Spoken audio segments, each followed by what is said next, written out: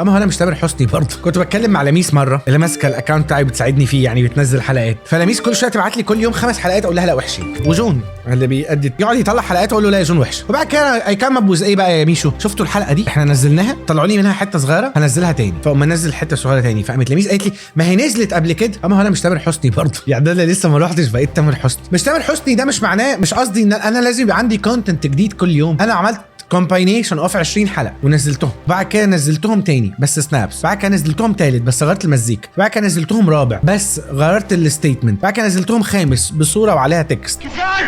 كفايه هو من سايب. فانا بنفس ال 20 حلقه قدرت اطلع كونتنت اوف 80 حلقه. ليه بقى؟ لان اصلا التكرار بيخلي الاودينس اصلا يسمعوا، يفهموك، يصدقوا، يعملوا. لان انا لما اقول لك النهارده برسيل مفيش مستحيل للغسيل، انا كده وصلت المسج صح. ولما اقولها تاني ولما اقولها تالت ولما اقولها رابع، فتكرار المسج على الكونتنت بتاعك از بلاتفورم ده مش غلط ابدا. لان النهارده لو شافني 1000 واحد وانا بعمل اعلان مثلا يا سميره بتاعت الماركتينج، فانا ممكن اعمل بنفس الماتيريال دي اعلان تاني يشوفني 1000 تاني، وبنفس الماتيريال دي الاودينس مش هيخلص. لو عندك الفانل بتاعتك فيها مليون بني ادم، عارف يعني ايه تو ريتش مليون بني ادم؟ تقول لهم كريستال الذره الشهيه 2000 سلام وتحيه وانس، طب تاني، طب تالت، طب رابع، لحد ما اكبر ويبقى عندي 40 سنه وحافظ الاعلان كريستال الذره الشهيه 2000 سلام وتحيه. ده تكرار، ده الاعلان طلع في التلفزيون اكتر من كل حاجه عشان احفظه. فالكونتنت اللي عندك انت كحد بتبيع حاجه، انت مش محتاج غير ان انت تحفظ الناس ان ده احسن كاميرا، احسن تليفون بقى احسن كاميرا، مرسيدس ذا بيست اور ناثينج، عملت برشور ذا بيست اور ناثينج، عملت بامفلت ذا بيست اور ناثينج، اخدت بيربولد ذا بيست اور ناثينج. انا